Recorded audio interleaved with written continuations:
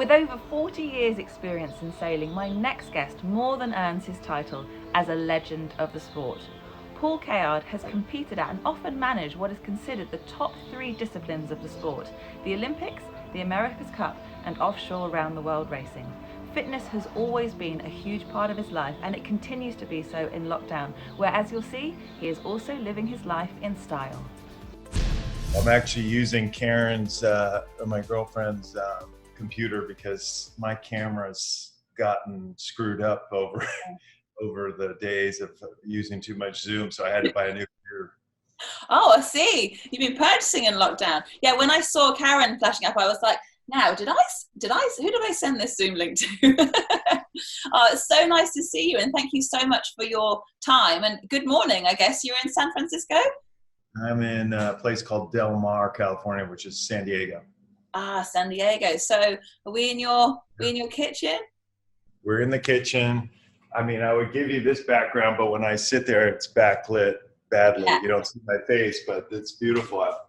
That is absolutely stunning, Paul. I appreciate what you're saying about being backlit, but that's beautiful.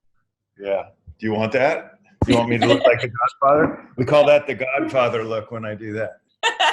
I think I might get too jealous seeing that view for too long. I think we'll stick with the kitchen. Oh, well, cheers. Cheers. Where are you? I'm in Surrey in the UK, so it's nearly the end of the day, and it always feels like nearly the end of the day because I've got 2 young children. See my coffee cup? Okay, what is it? Better Buzz Coffee. I can't quite read it. Life's better buzzed. Is that with you all day? So, Paul, the last time I saw you was in December in the Bahamas, the beautiful Bahamas, and we had no idea what was headed our way. So how have you been? How is this new lockdown life like for you? I've been great. The short story is I've been great. Still able to work out, stay fit. Karen and I are enjoying 2 interesting experiences, I guess. You know, the silver lining in the lockdown, I think, is that we're all spending a lot more time together with the people we really are close to and should be close to. And so for me, that's my parents. I'm an only child, and my parents are a little older, and my father had a heart issue in February, just before the COVID, was in the hospital for a week, and then we got him out, and then he needed a procedure. So he also got that done in a period of time when San Francisco was bracing for COVID, and actually the hospital was empty. They had kind of cleared out the hospital of all the elective surgeries and things like that, and they weren't allowing any guests in there. Like, I had to drop him off in the parking lot, and they picked him up, kind of thing. So that went really well. And I've been spending a lot of time with my parents, more so than I usually do, because I'm usually traveling, to Europe. I'd be going to Palma today, actually, if the schedule had remained the way it was. So that's a silver lining, spending a lot of time with my parents. And then Karen still has a lot of children around the house, and we've been having a lot more, I would say, big family dinners, because nobody's running off to baseball practice or anything like that. So I think it's been great. It's different, but it's great. I think what you're saying there is absolutely true. I've massively noticed it as the further we've got into lockdown. It's 3 meals a day we're together, and I'm really bad at slowing down. And I'm sure you mentioned there all the travel you do. It's not easy to slow down when you've got a jam-packed lifestyle. So everyone's just slowing down. So it's nice to draw on the positives in a difficult time. And Paul, you also mentioned your fitness there, and I know you're super, super into your fitness. I've talked to you a lot about it before. What are you doing? What's your fitness schedule? Is it every day? Are you being really tough on yourself? I'm not being really tough on myself, Helen. And another generalization is I'm not nearly as tough on myself, of course, as when I was preparing to go to the Olympics, or even when I will prepare for the World Championship, hopefully in November. But yeah, I just try to stay active every day, kind of have my core routine, and try to do something aerobic. Yesterday I rode a stationary bike in the house, watching a special on a great American quarterback who, they do these 60-minute documentaries on people's careers, and it's a good way to pass 60 minutes on the exercise bike, sweating. So try to do that something once every day, and just maintaining, and makes you feel good, makes you feel alive. Exactly. There's so much more than the physical side. When you say it makes you feel alive, I actually think particularly in lockdown, fitness is vital for mental sharpness and and that sort of feeling like you have something to do and good for yourself. Do you see what I mean? Yeah, I mean, fitness is I always think is a great medicine, and I don't want to be at all. I'm not an expert on very serious conditions like depression, or even before you get to depression, a lot of times you don't feel great, you feel lethargic. And I've always found that right after a workout, you have all those, I guess, enzymes or whatever circulating in your blood, and you feel so great. It's like you got a shot, an injection of something. And it's a great natural medicine. So I think, and I'm sure a lot of people are dealing with lockdown in a lot of different ways. I'm sure there will be some PTSD, type effects after lockdown. So doing something every day is probably a good recommendation for everybody. And I saw when you turn the camera around, you've got a pool there. So is swimming part of your fitness regime? It's really not. I'm not a big swimmer, get in there and do a bunch of laps. I've never been a great swimmer. I know Robert Scheidt's a big swimmer. It should be probably, but no, we live on a hill here too, above the water. So one of my routines that I've only done a couple times is to run the hill, like hill runs, they're about 100 meters gradual uphill, and do that 10 times. And it's a good little 20-minute workout. Do you tend to do it in the morning? Because I know you were just saying that about the enzymes and the endorphins making you feel good all day. Does that just set you up for the day? The best scenario is to try to get all that done by 9 a.m. When I was very regimented, I would try to get my goal was to do all that, take a shower, have had breakfast, and be sitting at my computer doing whatever it would be I would be doing by 9 a.m. I think that's a fantastic way to start the day. Oh, that's the best. You just feel like you're winning already. You mentioned the word goal there. When you've done all your fitness before, you've had your goal. You mentioned the Olympics and World Championships, and I know you've still got those goals, but in lockdown, what's your focus? What do you think about to keep turning those pedals on the turbo trainer and keep running up those hill sprints?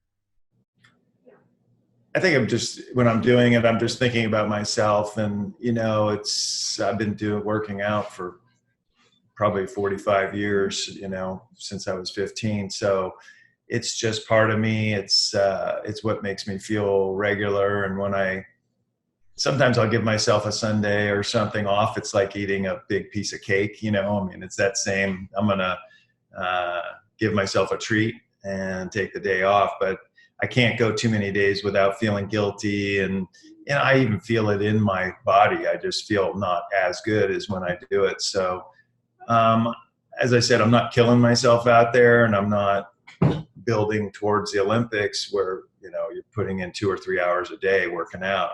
So it's very easy. It's just maintenance, and I'm doing just the right amount to look after my body, and my mind. Wow, you're very inspiring, and this is why I've been so happy speaking to sailors from my lounge. I know it's not the most glamorous studio you've probably ever had an interview in, but it's just really nice to hear these stories. And with you very much owned the title of Legend of the Sport, the 3 major disciplines, Olympics, round the world racing, America's Cup. You've been at all of them, and a lot of things will have been thrown at you in that time. Now, of course, none of us could have predicted this pandemic, and none of us are experts in how to deal with it, but do you have some sort of experience in your locker for all these different things changing at you, from being managing a team or just being in a boat on the race course? Do you feel like there's something from your sailing experience that could have possibly prepared you into coping in this type of lockdown? Well, I think, the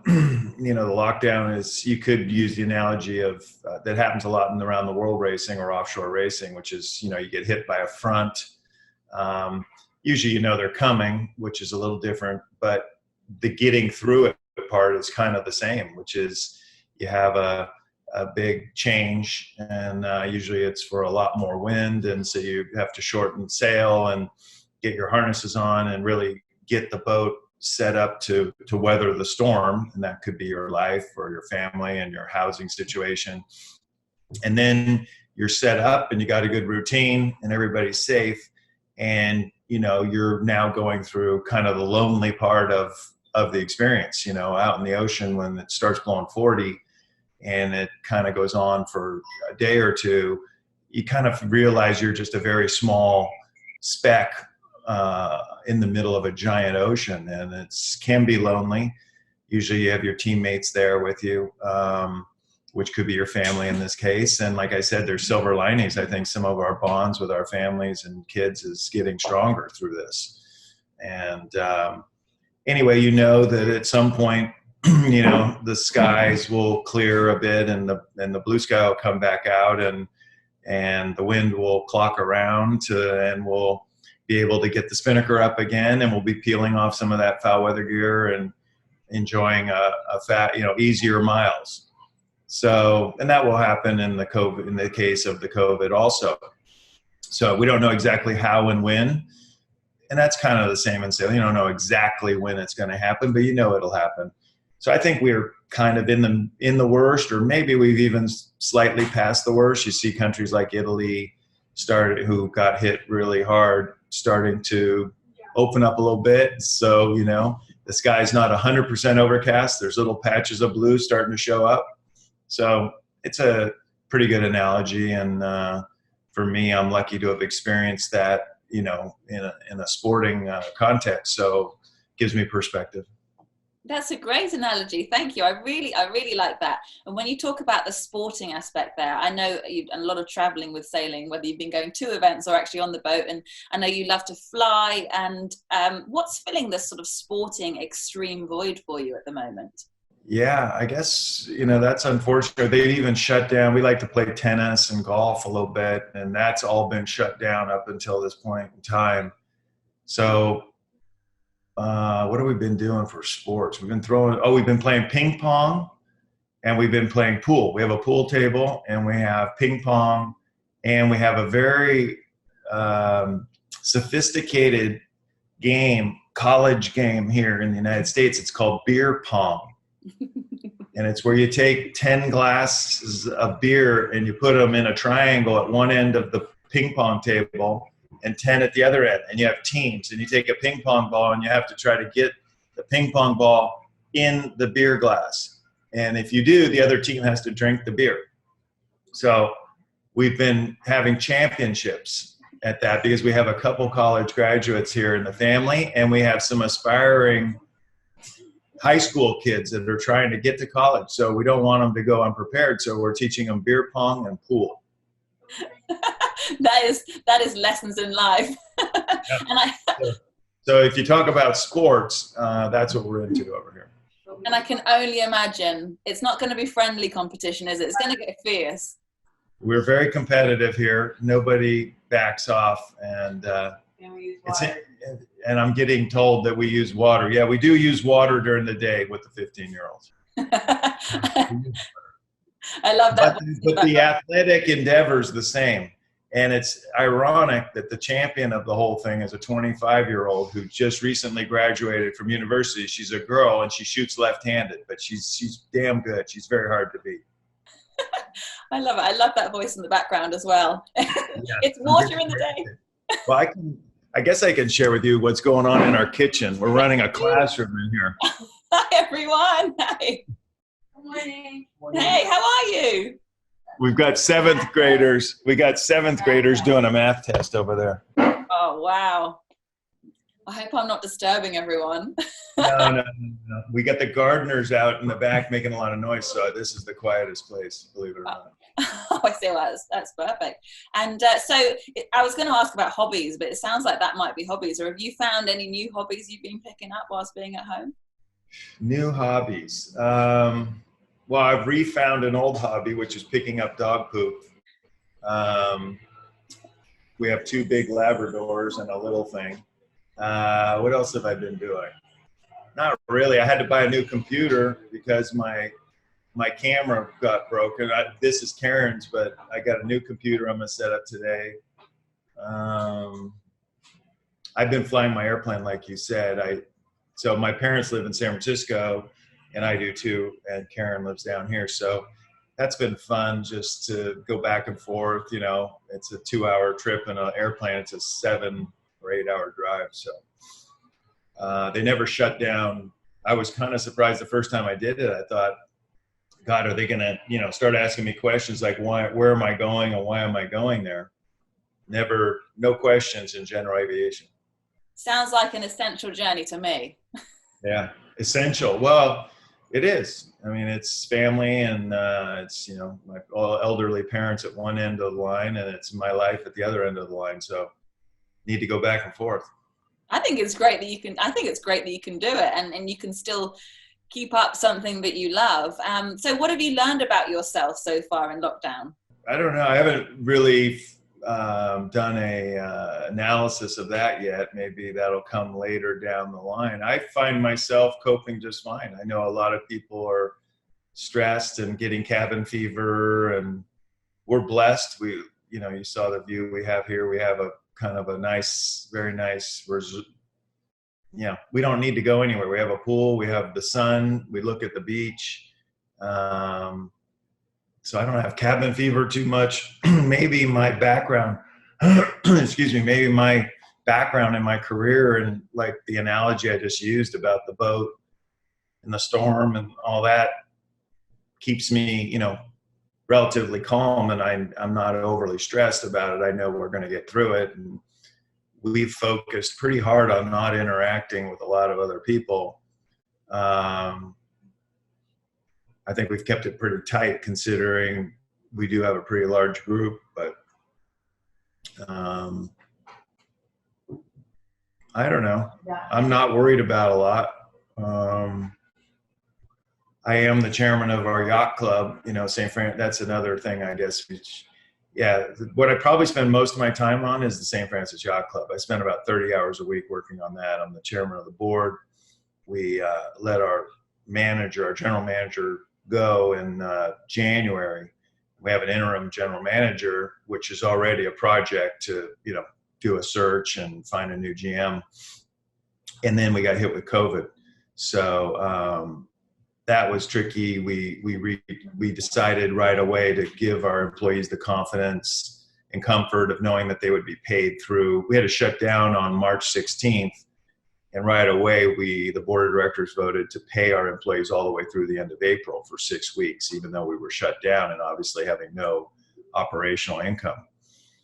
But we wanted to give our employees in a private club are kind of like family, really extended family, and they look after you, and they're the ones that make their enjoyment at your club what it is. So we did that, but then coming to the end of April, we had to lay about 100 of them off because it's indefinite as to how long this is going to go on, and it is quite a big expense to pay 120 people to not do anything. But they're looked after. We do have some enhanced benefits in the United States you've probably read about. So anyway, all that is just to say that there's a lot going on in the business of running a private club with 120 employees. So I've been dealing with that a lot, and keeping the communications going with members. We do a weekly video, myself and the Commodore. We put that online, usually about a 15 minute, talk to the members along with written communications. And as you know, this type of communication has become necessary in the lockdown. So we're doing that as well. Absolutely. And I know that I know when you turn the camera around, you've got family surrounded by you, but your daughter lives the other side of the world with your grandchild. So I'm guessing that keeping in touch with friends and family virtually isn't actually something very new to you. No, it's not new. And thank God we live in this time. I mean, when my children were little and I was sailing all over the world, I didn't get to FaceTime with them at all. They were home in California and I was somewhere in South Africa or wherever. And it's really been fun to keep up with my granddaughter and my daughter. They live in Fremantle, and my son who lives in Sweden.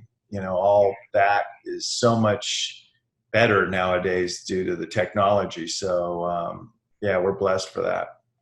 And what are you most looking forward to when you get out of lockdown? Have you let yourself think that far ahead? What, whether something surprised you that you've been missing that you can't do? Well, of course, I'm looking forward to getting back to sailing and seeing some of my friends. I've been communicating with some of my very good friends in Italy who went through a very tough time, and we were supposed to be doing some regattas in Capri around this time, and that's a shame to miss all that. And there's more later this year in Sardinia. So I'm looking forward to those things. Definitely getting back sailing and seeing friends. But I have to say, I think there's some silver linings and lessons learned in this COVID. And in fact, I'm due to write my seahorse article by next Monday for Andrew Hurst. And I think I'm going to write it about the silver linings. And I think there's a lot of things that we've all, those of us that are a little older, can remember about life when we were young.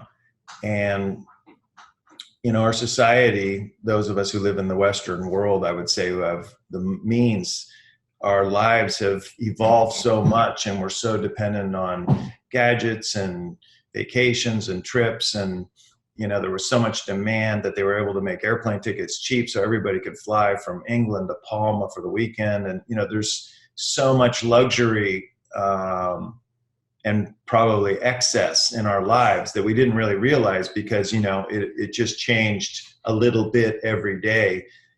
But when you get a total stop, like what we've had right now, you realize that you do pretty well without a lot of things.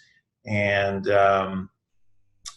there's some other things that pop up, like your relationships with your family and those very close to you. So I think that as much as I'm missing sailing and my close friends that I can't get to, I think there will be things from this that I would like to take forward and reincorporate into my life that was probably something I grew up with, 50 years ago. I think that's very true. And with you talking about sailing there, I'm sure you're hugely missing sailing, and none of us really know when the next regatta is going to be, international regatta or whatever. So with your sailing experience and wisdom from over the years, what do you think are the greater ramifications going to be to our sport when we come out the other side of this? Yeah, I'm trying to think about that. I'd like to think we'll be able to go back on the water anyway, pretty much to the way we were. On a small boat like a Star, you only have one other person to worry about in terms of infectious disease. I mean, I think the residual of all this for our society, for us as humans, isn't, it's not about COVID-19, because COVID-19, we're going to get a vaccine for that. And, we can solve any singular problem in a year or so. But what this thing has pointed out is that as a society, the way we conduct ourselves and the way we coexist is vulnerable, makes us vulnerable to infectious disease. And, people have been making movies about this very scenario for years. And sure enough, we're vulnerable. So what does that mean? How are we going to change our lifestyles? Are we all going to belly up to the bar after a race like we're used to, or stand around in groups and drink and then, talk to this group and then move over to the next group? I just don't really know if we will get back to that. And it's hard to envision how you would socialize, without it. So maybe I'm overestimating the paranoia of infectious disease. I don't know. It's we sure enjoyed ourselves the way it was. But I heard a very interesting analogy yesterday, and this is to try on. I'm trying to get my head around it still, but we humans are the virus to the planet. One of the silver linings in all this is that there's a lot less pollution, obviously, right? And the earth is healing a little bit.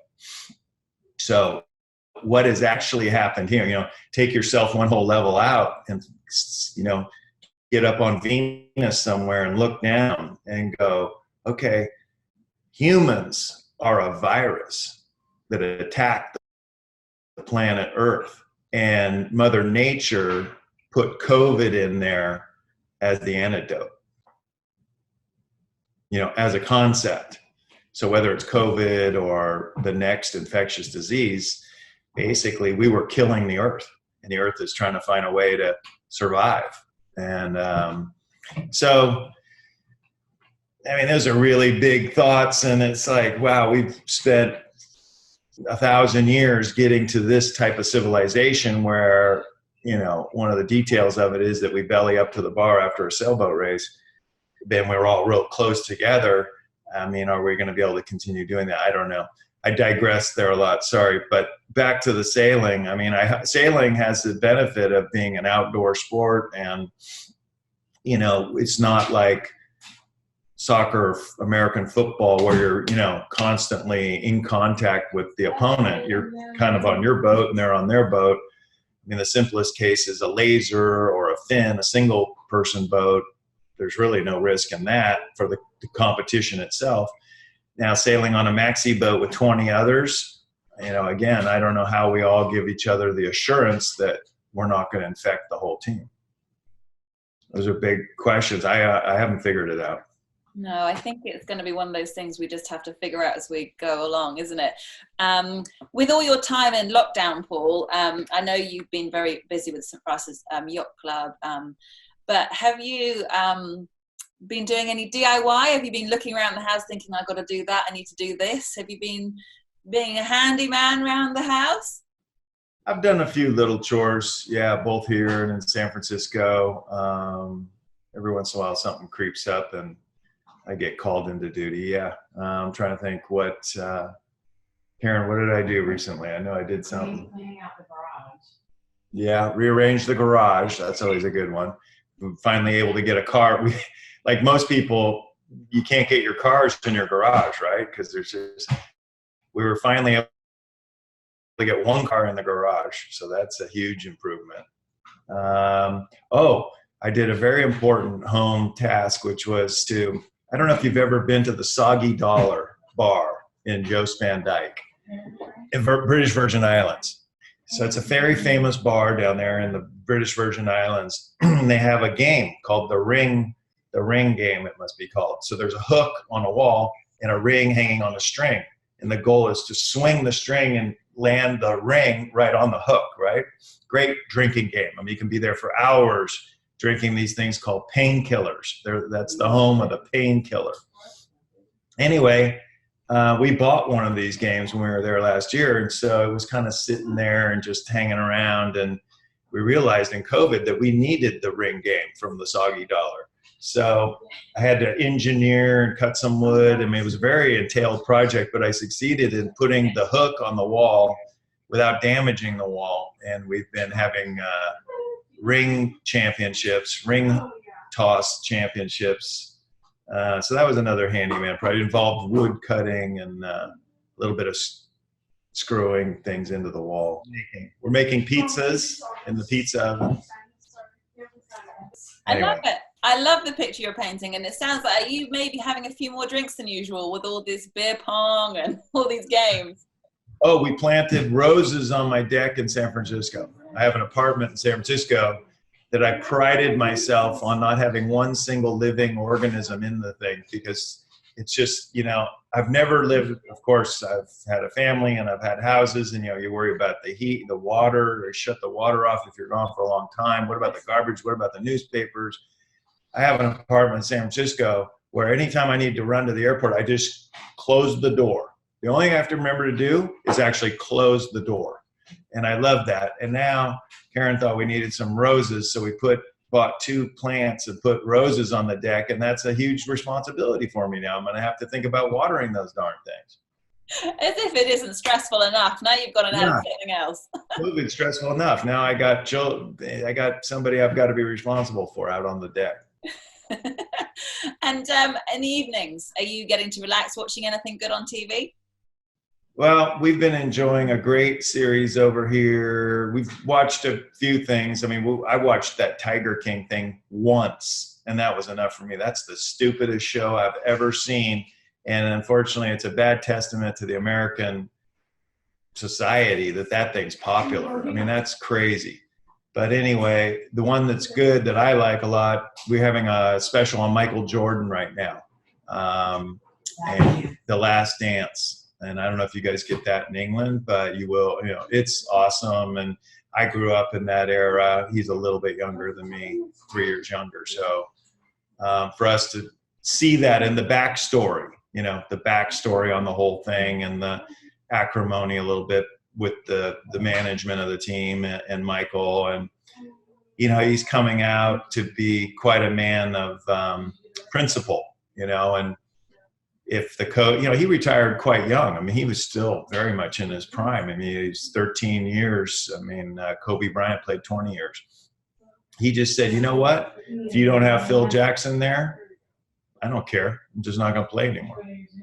And that's, those are big statements. It's kind of like the Muhammad Ali kind of statement, you know, and that's kind of cool to see with these athletes where they're not only great at what they do, but they're willing to stick to a principle even when it compromises their personal financial gain or their personal career, you know, achievements. I have been finding it fascinating as well. I think we've only got about 4 episodes right now, but I was, you know, I was very little when that was all happening. And the fact that they have a film crew following them, I am loving following it and all the backstory. And I'm finding that fascinating. Now, also with this time in lockdown, I'm not sure, I guess you guys probably similar to us, about 6 weeks now. Did you have any thoughts on regrowing the mustache? As you can see, Helen, I've let the beard go a little bit longer. I used to have scruff, and I'm now approaching a beard. But no, I never really have thought about going with the isolated mustache. It's just, I look at myself and I look at those pictures, which we had a 30th anniversary of winning the Louis Vuitton Cup the other day with a bunch of Italian people. We had another one of these video conferences, and you know, there I was, 31 years old with the mustache. And I mean, it was my look then, and I'm proud of it, and it was fine. But it's not, you know, I'm happy where I'm going, and there's a certain evolution to life that you need to embrace and go with, you know, not fight it. So I'm happy to keep evolving. Well, you might come out with lockdown with a new design. You're giving yourself options. Well, if I was a little less conservative, I'm sure I would experiment, right? It's a great time to experiment and carve maybe a design in here, or maybe I should run the goatee look. I don't know. Maybe I'll do a little experimenting. Maybe that can be what's up for grabs. Someone can decide in your family on beer pong. Yeah. Thank you so much for your time. And I hope you have, did you get your fitness done before this call? I did not today. I slacked. I was doing my makeup, and I wanted to get ready. I put good deodorant on for you, and I just wanted to look my best for the show. And I have thought you smelled amazing, so I'm really glad. Thank you. Thank you so much. I hope you'll have a lovely day, and I really appreciate your time. Thank you. All right, Helen, nice to see you. My next guest is an Olympian who has a very inspiring story to tell. Andrew Lewis from Trinidad and Tobago has been spending lockdown in Tenerife. Tune in next episode to find out why.